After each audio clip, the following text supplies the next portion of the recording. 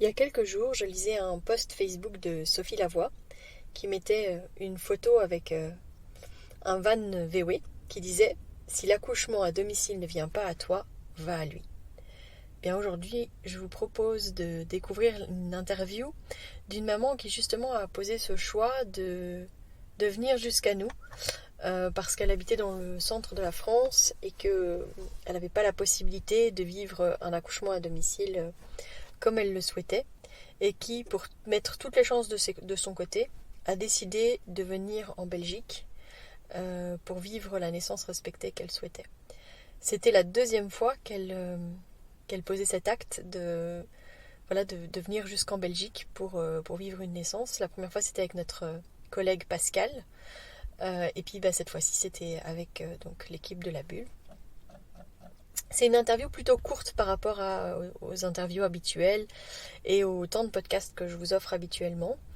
Mais c'était un peu sur le pouce parce que en plein postpartum, leur bébé a tout juste une semaine et en même temps, ils vont bientôt repartir vers la France dans quelques jours. Et moi, je m'apprête à aller sur Paris demain pour aller vivre une expérience avec l'Académie du podcast et donc peut-être travailler justement sur comment encore améliorer ce podcast. Donc je ne serai pas les voir avant leur retour. Donc aujourd'hui était le moment pour discuter avec elle de ce qui l'a amené dans ce choix d'aller vers son accouchement à domicile elle-même.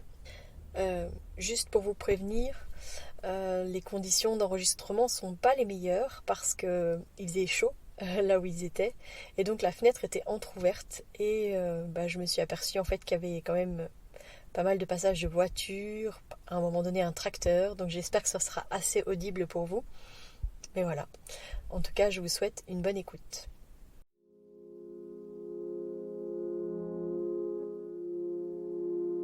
Bienvenue dans Bulle de Sage-Femme, le podcast qui déconstruit les croyances, démystifie les peurs sociétales, redonne toute sa place à la physiologie des femmes qui savent enfanter dans leur pleine puissance, mais aussi des bébés qui savent se mettre au monde. Ici, vous profiterez de l'expertise de sages-femmes pratiquant en dehors des hôpitaux, des accouchements à domicile ou en maison de naissance. Nous souhaitons que vous trouviez les outils, les informations pour que vous puissiez être les acteurs de la naissance de votre bébé et ce quel que soit le lieu où vous avez décidé de l'accueillir. Mon nom est Mélissa Chambard, sage-femme, maman de 5 enfants. À chaque épisode, je vous partagerai mes astuces, mes bons plans, mon expertise, des anecdotes, mais aussi des témoignages de parents, de sages-femmes et des rencontres inspirantes autour de la périnatalité, dans la bienveillance, la force, la puissance. Allez, vas-y.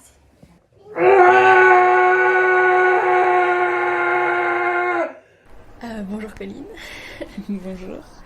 Alors moi je voulais justement discuter avec toi un peu sur qu'est-ce qui avait motivé le fait de changer de pays, parce que tu viens de France, de changer de pays pour donner naissance à tes 2 enfants, parce que du coup tu leur as fait 2 fois. Qu'est-ce qui t'a motivé à passer le cap et finalement à t'offrir un accouchement à domicile, même si c'est pas dans ton domicile. Qu'est-ce qui t'a motivé à faire ça et qu'est-ce que tu en ressors de ces expériences? Alors en fait, ça a été une rencontre déjà qui m'a motivée à faire ça. Quand on habitait au Moyen-Orient, au moment de la naissance au moment de la grossesse de ma première, de Sarah, et donc on parlait de naissance physiologique, de ce qu'on aimerait bien avoir, de ce qu'on n'aimerait pas. Et j'ai des amis qui, en France, ont eu des violences obstétricales très importantes, et je me suis dit, moi, je veux pas ça. Donc, quel choix j'ai si je ne veux pas ça? Et donc, je me suis renseignée sur la naissance à la maison, sur la physiologie de la naissance. Je suis allée assister à une conférence avec Michel Audin. Et mon choix était déjà fait de toute façon, mais c'est vrai que je me suis dit, c'est ça que je veux. Je veux qu'on me laisse tranquille, je veux qu'on soit préservé de toute intrusion, de toute violence. Et la maison me semblait un endroit très safe et très paisible. Donc ça s'est fait comme ça, et donc mon amie Roxane de Sauvage m'a proposé de venir chez sa maman aux papeteries de Genval pour mettre au monde ma fille. En fait, ça s'est fait comme ça déjà au départ. Et Et en France, le milieu était un peu plus hostile à ce genre de pratique. Je me suis dit, si en Belgique ça se fait et que c'est quelque chose de normal, voilà, moi je vais en profiter aussi, même si c'est pas forcément à côté de chez moi, mais je voulais vraiment une naissance douce et la plus paisible possible pour moi et mes enfants. Et donc c'est tout naturellement que pour mon deuxième, pour Zacharia, j'ai aussi décidé de venir en Belgique et de faire cette naissance à la maison, pas chez moi, mais dans un cocon tout aussi agréable. C'est ça, t'as loué un gîte quoi, pour pouvoir donner naissance comme tu le souhaitais. Et en fait, c'est quoi, il n'y avait pas de sage-femme pratiquant les accouchements à domicile proche de chez toi? Alors en fait, proche de chez moi, j'ai été suivie par une sage-femme qui pratiquait les accouchements à domicile avant le suivi de mon deuxième. Mais malheureusement, elle s'est faite interdire d'exercer pendant 1 an, quelques années avant, et elle ne souhaite plus pratiquer en fait les accouchements à la maison dans ce cadre-là, dans les conditions que la France a mis impose en fait aux sages-femmes à AD. Elle s'est dit, moi je veux plus pratiquer comme ça avec l'épée de Damoclès au-dessus de la tête, c'est pas ce que je veux. Donc elle ne pratique plus. Et donc du coup j'aurais pu aller en France, trouver une autre sage-femme et même prendre à nouveau un gîte, mais en France ailleurs, proche d'une sage-femme pratiquant les accouchements à domicile. C'est ça, mais actuellement la situation est assez tendue en France en fait, et il y a beaucoup de sages-femmes qui au dernier moment se disent non, finalement je vous suis plus, et moi je me voyais pas à 35-36 semaines qu'une sage-femme me dise non, finalement tu dois aller à l'hôpital. C'est vraiment l'hôpital, c'est si nécessaire et s'il y a urgence, je peux bien y aller, mais si c'est pas nécessaire et que je peux rester chez moi, j'ai pas envie d'y aller du tout. Donc je suis pas très alignée avec les protocoles standards français et j'avais pas du tout envie de ça. Donc je me suis dit non, j'ai vraiment envie de me donner toutes les chances de pouvoir accueillir mes bébés chez moi et tranquillement. Donc je me suis dit la Belgique, c'est l'endroit parfait. Et comment ça a été accueilli par tes proches, le fait que justement tu choisisses de changer de pays pour accoucher en dehors des hôpitaux? Enfin voilà, je pense que c'est quand même une démarche, c'est déjà pas courant d'accoucher à domicile, mais alors en plus de quitter le pays pour aller accoucher dans un autre pays, t'es même pas frontalière à la base, t'habites quand même assez loin. Oui, on est dans le centre de la France, donc on a 8 heures de route en fait pour venir, donc ça fait loin, mais c'est vrai que non, mon entourage ne comprenait pas du tout. C'est bien, tu vas à l'hôpital en France, il y a tout ce qu'il faut, pourquoi tu veux t'en aller, pourquoi... Surtout qu'en plus mes parents sont médecins, donc c'était encore plus une incompréhension de se dire non mais le système est fait pour, alors que je ne trouve pas du tout. Et non, mes parents m'ont dit tu te compliques la vie, pourquoi tu fais ça, c'est très compliqué. J'ai dit mais mon intégrité physique et celle de mes enfants a une priorité très très élevée dans ma liste de priorités personnelles et je ne peux pas déroger à ça, c'est pas possible. Donc voilà, on fait du tourisme périnatal en Belgique. C'est ça, du tourisme périnatal. Ah, ça c'est pas mal. On va peut-être faire un listing des gîtes ouverts à ce genre de pratique. Bon, après ici, ils n'étaient pas vraiment au courant. Non, on leur a pas... C'est vrai qu'on leur a pas dit non plus, en fait. Je savais pas trop, ça peut être sujet à polémique. Ouais, je me suis dit, bon, on loue quelque chose, c'est pour un usage privé. Je pensais pas, voilà, on leur a pas dit, c'est vrai. Et aujourd'hui, on sait toujours pas en fait s'ils ont pris conscience ou pas que ce bébé est né ici. Non, toujours pas. Peut-être en partant, ils nous diront, je sais pas. Ouais. Je te tiendrai au courant. Moi, je dois avouer que quand ton bébé est arrivé, je commençais à entendre du bruit dans la maison à côté, quoi. Donc je me suis dit, ils se réveillent, peut-être qu'ils vont t'entendre, quoi, tu vois. Ouais. Et bon, c'est peut-être passé inaperçu. Peut-être, on ne sait pas trop. On verra. Au moment de partir, peut-être qu'ils nous diront. Mais après, je ne sais pas si pour eux... c'est quand même chouette d'avoir un bébé qui est né dans sa maison, quoi. Enfin, là, on est retourné chez la maman de Roxane, là où elle habite au papeterie de Genval, et je sens toujours qu'il y a des ondes magnifiques dans ce loft suite à la naissance de Sarah. Alors, je ne sais pas si c'est moi parce que l'endroit est très, très, très, très fort en souvenir pour moi, mais c'est vrai que je trouve que ça met une énergie particulière dans son chez-soi, quoi, ouais, quand on donne naissance. Ouais. Ouais, je pense qu'accueillir un nouveau bébé sur Terre, dans un lieu comme ça, c'est clair que c'est différent d'à l'hôpital, parce qu'à l'hôpital, c'est un lieu de soins, c'est un lieu où il y a beaucoup de gens qui décèdent aussi. Hein. Alors oui, il y a des bébés qui arrivent, mais il n'y a pas ce même côté sacré aussi, tu vois. Clairement, je pense que quand tu es dans une maison privée, quoi, que tu es toi-même avec toi-même dans certains moments, etc., ben, ça a une saveur aussi particulière, quoi. Ouais, et ça reste longtemps. Là, je l'ai encore revu quand je suis passée. Je me suis dit, ah ouais, l'endroit, c'est l'endroit où ma première fille est née, quoi. Il y a quelque chose, quoi. Ah oui, magnifique. Super. Est-ce que tu penses que c'est... qu'au niveau du système français, il y a des choses justement qui devraient être mises en place pour que ce soit plus facilement accessible pour les femmes? J'aimerais vraiment, ouais. Franchement, je trouve que c'est un choix comme un autre qui devrait être proposé aux femmes. Il n'y a pas qu'un seul choix, il n'y a pas que l'hôpital, il n'y a pas que... Je trouve que ce serait un panel de choix qu'on devrait laisser aux femmes en disant, voilà, vous avez le choix de faire comme ça, comme ça, comme ça. Oui, que chacun y trouve son compte, en fait, parce que c'est vrai que c'est... Je pense, on l'a vu récemment, il y a pas mal de femmes qui commencent à faire des enfantements libres. Les sages-femmes sont pas du tout aidées à ce niveau-là, alors que je pense que en France comme en Belgique, il y a des femmes merveilleuses qui font ce métier et qui méritent d'être valorisées et de se sentir aussi en sécurité dans ce qu'elles font, d'être appréciées pour ce qu'elles font. Et je trouve que c'est vraiment ce qui manque en France, parce que c'est vrai que avoir la boule au ventre de la radiation parce qu'on pratique des naissances à la maison, alors que la majorité des êtres humains sur cette terre sont nés à la maison, finalement, ça paraît un peu complètement fou, quoi. Donc, non, c'est un contrôle des autorités autour des sages-femmes, hein, c'est clair. Et le fait qu'elles soient, au niveau des assurances, que ce soit compliqué d'être assurées, du coup, elles pratiquent aussi fort seules. Hein, à notre différence, c'est-à-dire nous, on est au moins deux. On fait en sorte d'être deux au moment des naissances, mais là en France, je crois que la plupart du temps, elles sont aussi seules, quoi. Oui. Donc, en cas de difficulté, c'est d'autant plus difficile. C'est ça. Elles sont seules et en plus, il y a pas les maisons de naissance doivent être collées aux hôpitaux, alors qu'ici les maisons de naissance peuvent être complètement indépendantes.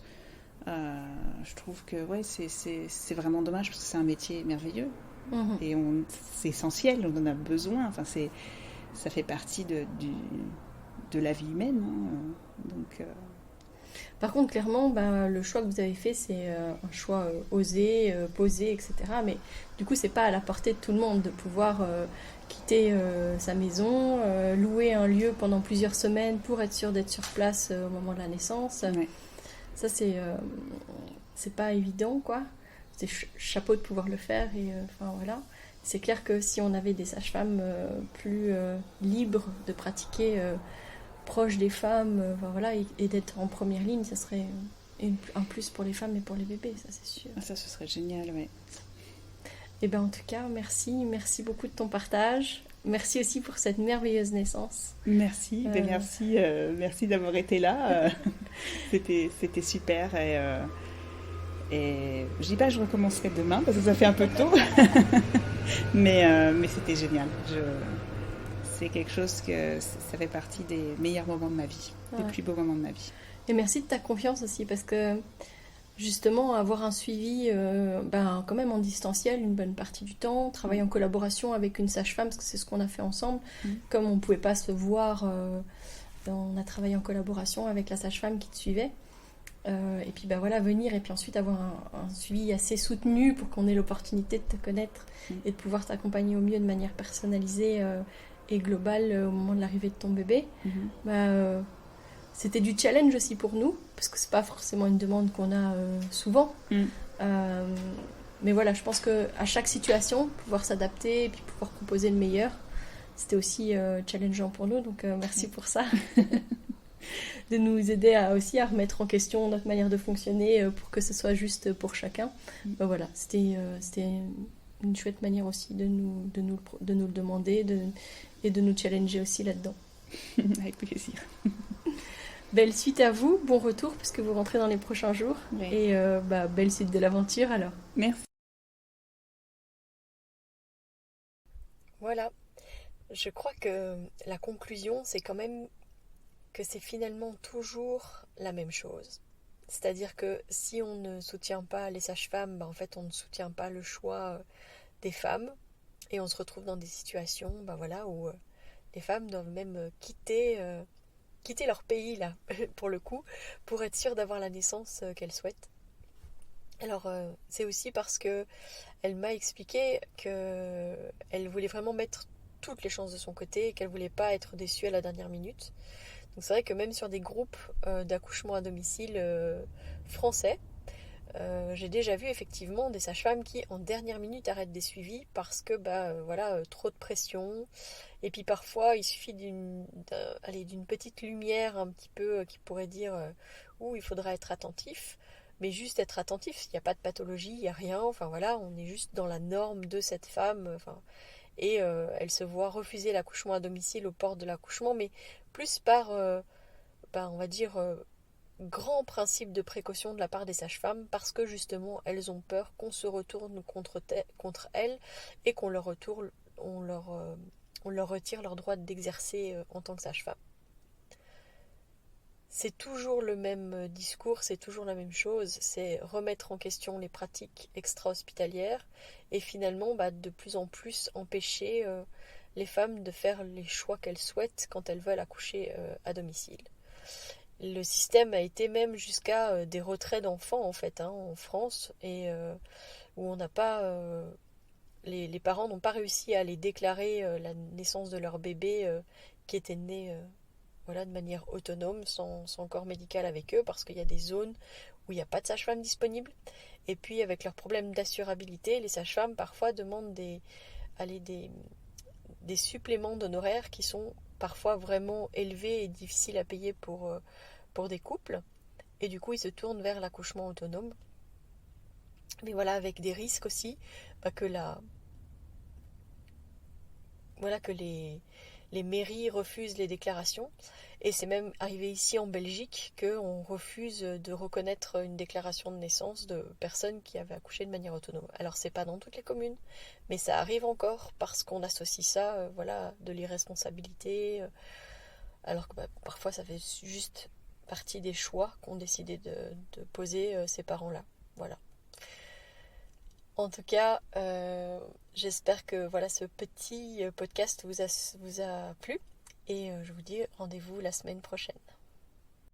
Si vous souhaitez échanger à propos des différents sujets abordés dans ce podcast, vous pouvez interagir sur les posts dédiés à chaque épisode sur nos réseaux sociaux Facebook et Instagram. Vous pouvez également me joindre par email à melissa.chambard@gmail.com. Je serai également ravie de collaborer avec vous, que ce soit pour un témoignage, une rencontre ou pour savoir quel sujet vous intéresserait à l'avenir. Je vous invite à vous abonner pour ne rien louper des prochains épisodes, mettre des étoiles, des commentaires et surtout à partager pour faire rayonner, voyager ce podcast, pour démystifier l'accouchement en dehors de l'hôpital, parler de ses suivis, de ses naissances et continuer à accueillir en douceur les adultes de demain.